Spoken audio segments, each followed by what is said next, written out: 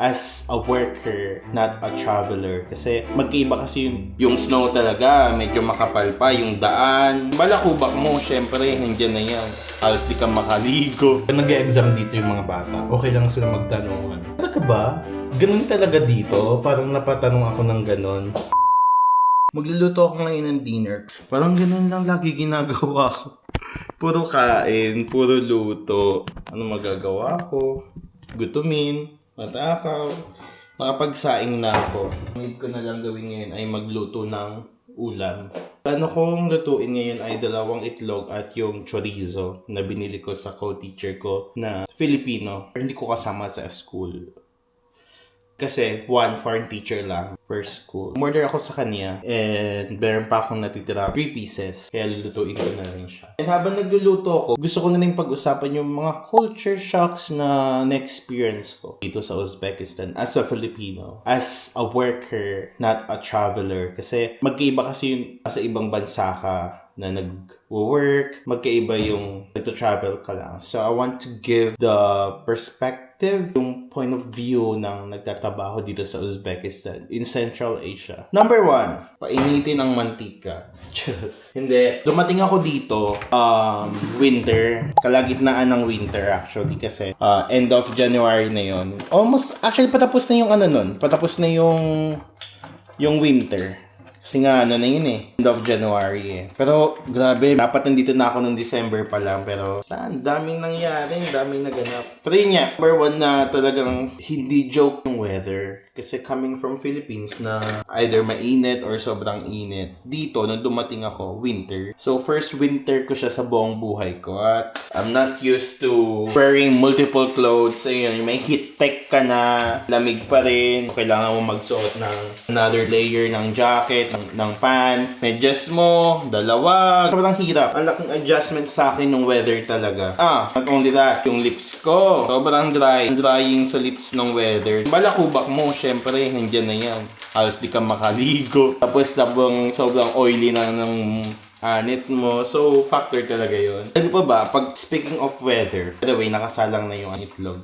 And number 2, yung seatbelt. Ewan ko ba't galit na galit sila dito sa seatbelt. Maraming beses na kasi syempre sa Philippines. Pag di ka naka-seatbelt, grabe, huli ka kaagad. LTO ka kaagad. Pag di ka naka-seatbelt, lisensya ka kaagad or ticket ka kaagad. Tumatalsik yung mantika.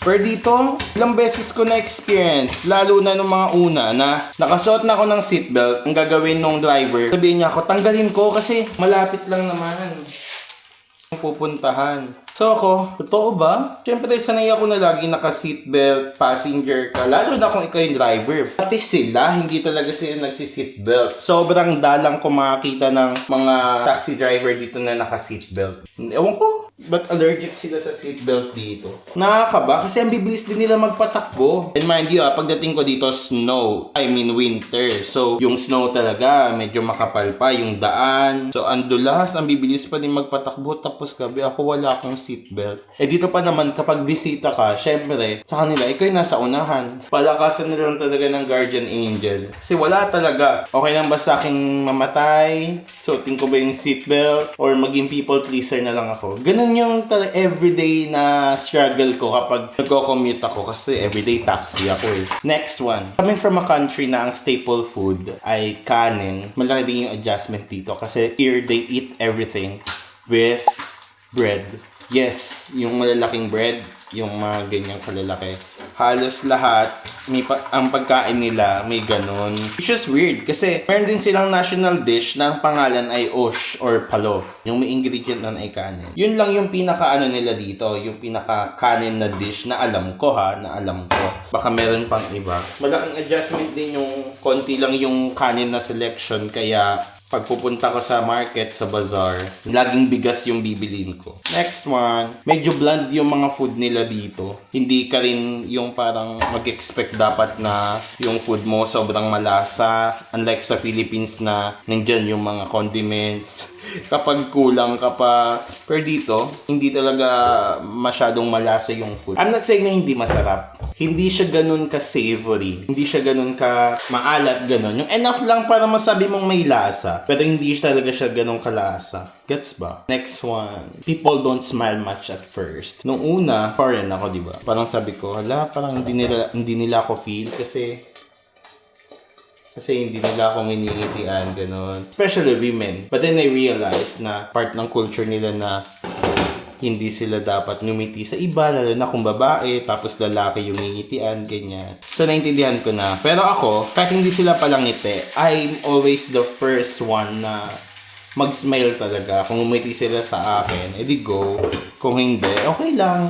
Basta umiti ako talaga sa kanila kasi doon ako sanay eh. And di ba, sa Philippines, kahit di natin kilala, basta nagkalak yung mga paningin natin. Parang may urge tayo na nag-smile. Dito, parang medyo nakikripihan yata sila kapag nag-smile ka sa kanila, pag nagkasalubong kayo. Ganun. Hindi sila palang ngiti, pero pala ano sila, pala stare, pala tingin sila sa'yo. And I'm not sure if that's because I'm a foreigner here. Kasi dito sa Uzbekistan, I think almost 10 years ago, or 10 years ago na, they recently opened their borders para sa mga turista. So, yung malaki yung Uzbekistan eh, may mga iba't ibang region siya. And a lot of them, first time lang makakita ng foreigner. So, feeling ko that's one of the reasons why ganun na lang sila tumitig sa akin. And akala lagi nila Korean ako. Dahil daw sa mata ko. Di naman ako nasisingkitan sa mata ko. For me nga, parang ang laki na ng mata ko eh. Pero feeling ko, hindi lang sila aware sa ibang nationality na meron sa East Asia or Southeast Asia. Wala nilang tanong, magsasabi sila sa akin ng Korean, or sabihin ko no. And then magsasabi sila ng ni hao, or are you Chinese, ganyan, or Japanese? And sabihin ko rin hindi. And then sasabihin ko sa kanila, no, Filipino, Philippines, ganun na lang. And then sabihin nila, and then ang sasabihin ko na follow up nun, Manny Pacquiao, boxing, oh yeah, alam na nila. Nasa Uzbekistan kayo, one way to tell them kung ano yung nationality nyo without telling them kung ano yung nationality nyo. Sabihin nyo lang Manny Pacquiao. Yung kilala dito si Manny Pacquiao. Which I'm not surprised kasi nga yung mga lalaki dito masculine talaga, mas sports sila, yung mga ma-wrestling, ma-boxing. Kilala si Manny Pacquiao dito. Next one, yung religion. Coming from a Christian country, Catholic yung sect, malaking adjustment talaga sa akin yung religion dito kasi our Muslim friends are the friendliest people out there. But then, marami pa rin talaga sa kanila sobrang religious na hindi sila open to other practices. Yung norms sa kanila, ibang-iba. Ayaw nila nung maka-West. Ayaw nila nung mga, alam mo na, hindi ko na lang sabihin kasi may mga nanonood din dito from school. Pero ayaw talaga nila nung mga ganong bagay. At dahil nandito ako, I have to respect them. Dapat, ang pamumuhay ko dito, paano sila mamuhay. Although malaking adjustment siya sa akin, okay lang. Ang goal ko lang naman talaga is yung hindi maka-offend na sunog. Pero yun, as long as hindi ako nakaka-offend ng tao, ng mga Uzbek, okay na ako. Hindi ko napapractice dito yung religion ko. Like, walang Catholic Church o walang Christian. If meron man, wala talaga yata. Ang ayoko na lang talaga is yung maka-offend ako because may nasabi ako or may ginawa ako na against sa culture and religion nila. And meron pa, yung mga ano nila, mga culture nila dito. Halimbawa, here yung ulam ko. Dito lang din siguro kakakain. Wait lang. Lumipat ako para may mas mababa yung patawan ka dito pag kumakain. Ayun, nasunog. Nasunog yung pagkain ko. Wait lang. Kuha ko na ketchup and suka.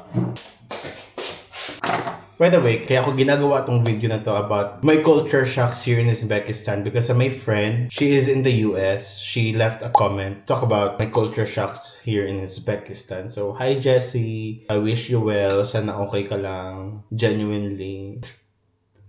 Ayun. Sana mapanood mo yung video na to. Kahit 10 lang kayong nanonood sa akin. Thank you. Meron ako ditong na-experience na talagang nawindang ako. Parang medyo, may ganong moment ako. Parang, talaga ba? Ganun talaga dito, parang napatanong ako ng ganun. Noong one time, nagkaklase ako noon. Ano lang siya, extra lesson, hindi siya yung talagang regular class. Speaking club, ganun. Naiihi ako eh. So, nagsabi ako sa class ko and may teacher doon na nakikinig din. Gusto niya lang matuto rin ng English, ganyan. Sabi ko, hold on, I need to go to the toilet. Wait for me. I told them, ganun lang, ganyan. And then, maya-maya, naka-receive na ako ng letter galing dun sa teacher na yon. And dun sa letter, nakalagay niya, please don't be upset sa akin, ganyan-ganyan. Or don't be sad kung sinasabi ko to sa'yo, ganyan. Sinabi ko daw sa student na magto-toilet ako.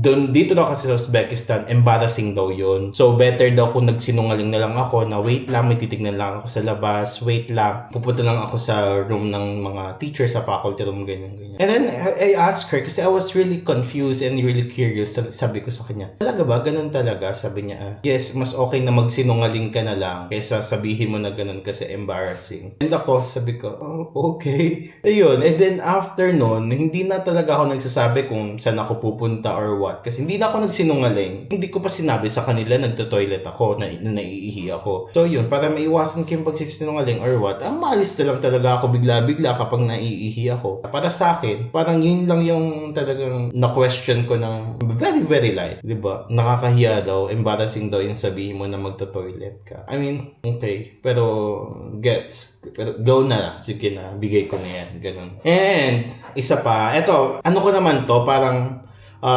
nawala siya sa isip ko, ganyan. Nagtuturo ako noon and then may activity na yung student dapat nakatalikod tapos uhulaan niya yung nasa picture na ine-explain ng classmate niya. Yung isang estudyante na babae, parang feeling ko grade 7, nakaharap siya. And then, inassist ko lang, sabi ko, talikod ka, nahawakan ko yung balikat na ganyan. Same teacher nagsabi sa akin, gumawa ulit siya ng letter na, actually, una tong nangyari before yung toilet. Sabi siya sa akin na, please do not touch the girls. Sabi ko, okay. And then, for that naman, nagsorry talaga ako kasi, alam ko yun na syempre, bawal kang maghawak kahit kanino, ganyan. Hindi naman talaga okay. Pero nagulat talaga ako nung nakatanggap ako ng letter sa kanya. Pero sabi niya, basahin ko raw maya-maya. So, binigyan niya sa akin yung letter. Sabi niya, next time daw, wag ko daw ahawakan, ganyan. Kasi, although bata yun, hindi daw talaga yun okay kasi mga partner din daw yun, kahit yung mga bata, may mga lovers din daw yun, kaya wag ko daw hawakan. So, ang akin naman, kasi hindi niya kami naiintindihan ng isang teacher sa instruction. So, parang pinatalikod ko lang siyang ganyan. As in, ganun lang nahawak. Pero still, hawak pa rin siya. So, yun, nung pinatalikod ko siya, nahawakan ko nga siya. And then, simula nun, sa mga klase, lagi na lang akong nakaganyan sa loob ng pocket ng jacket ko or ng damit ko. Kasi ayoko talagang yung may hawakan ako, ganyan. Habang naging conscious din talaga ako ng sobra nun after ng incident na yun. Which I think it's good. Kasi nasa school ako So, paano kung may mahawak na naman akong estudyante and then ba yung makarating sa magulang or magsabi, ganyan. So, iniwasan ko talaga yun ng sobra. Hindi na talaga kumain. Wait lang. Susubo lang ako saglit. So, yung perfect bite. May chorizo, kanin, ketchup, suka, itlog.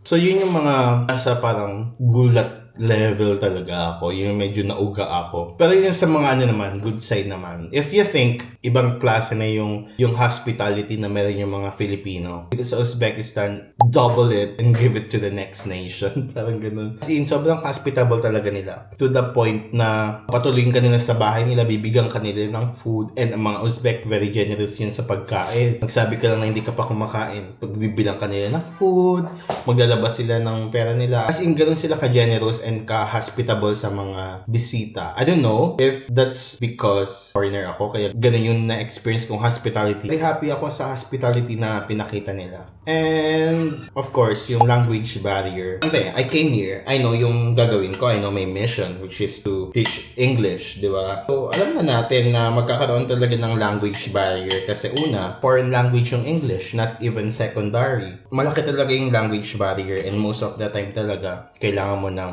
translator, whether it's your application sa phone mo, or talagang tao, like teacher, partner teacher, or yung mga students na medyo okay mag-English. Sila yung makakatulong mo sa mga pagta-translate ng lessons, or kapag mag-communicate ka sa mga tao outside, like sa taxi drivers, pag bumibili ka sa mga bazaar, sa market, kanyan, malaking bagay yung translator app. Culture shock pa din siya kasi when I was in Vietnam, doon ang hirap talaga mag-English eh. Pero traveler lang ako doon. Parang wala sa isip ko na ganito ako everyday for how many months dito sa Vietnam. Wala. Kasi nga, we only stayed there for less than a week eh. So, very okay sa akin. Pero iba, kapag nakatira ka sa bansa na hindi talaga secondary or, minor language yung English, mahirap talaga siya. So, yun. Pero, habang tumatagal naman, natututunan ko na rin yung mga phrases nila, yung mga importante, like yung mga numbers, yung pagtatanong ng direction, yung mga basic, I would say yung mga enough para hindi ako maligaw, enough para makabili ako ng kailangan ko, and yung mga nakapaligid ko at the same time, mas nagiging confident and comfortable na sila pag converse with me in English. Sarap ng food ko.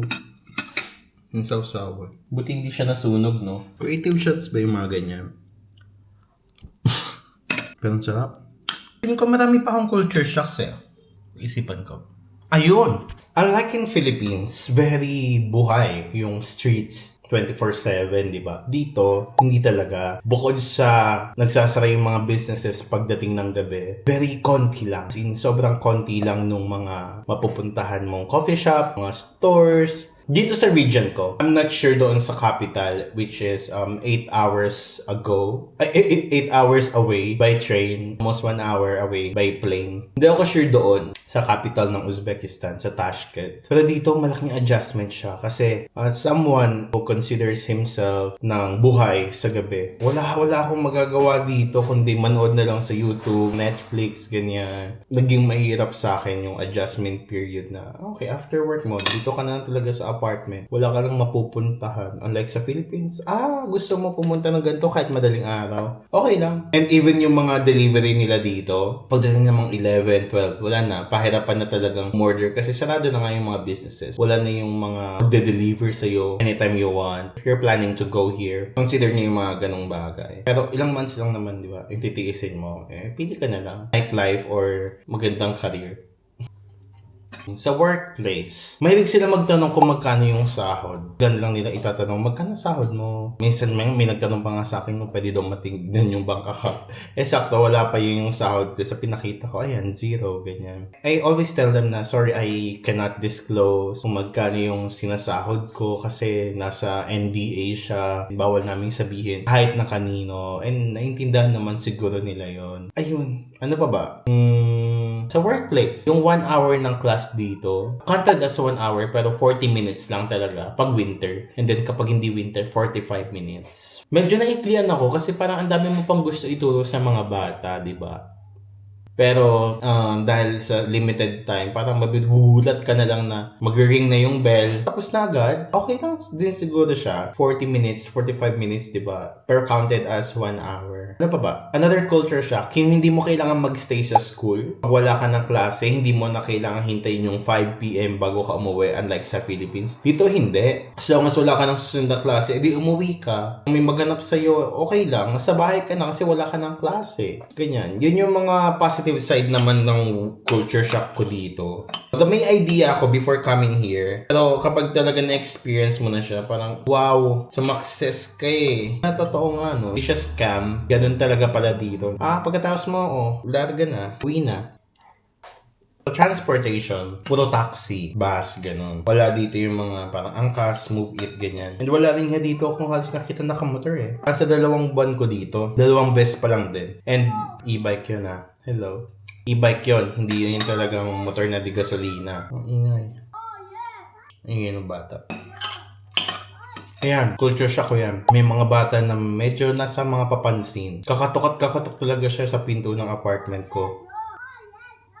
As in, kakatok yan. Walang pipiling oras.